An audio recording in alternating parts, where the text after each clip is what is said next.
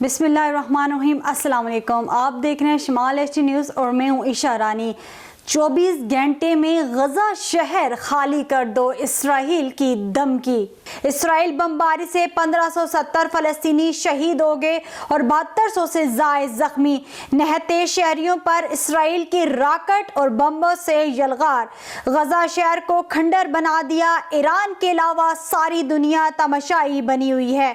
America का जंगी बहरी बेड़ा मजीद हालात बिगड़ने का बाइस बना हुआ है।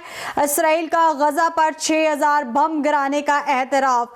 हमास की इसराइल को जवाबी धमकी कि अगर जमीनी हमला हुआ तो इसराइल को नेस्तो नाबूद कर देंगे।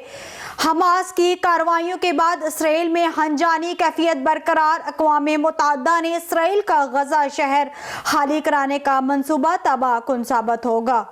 आपको एक बार फिर बताते चलें, 24 घंटे में गजा शहर खाली कर दो, इसराइल की धमकी। इसराइल बमबारी से 1570 फलस्तीनी शहीद हो गए और 7200 से ज़ायद जख्मी।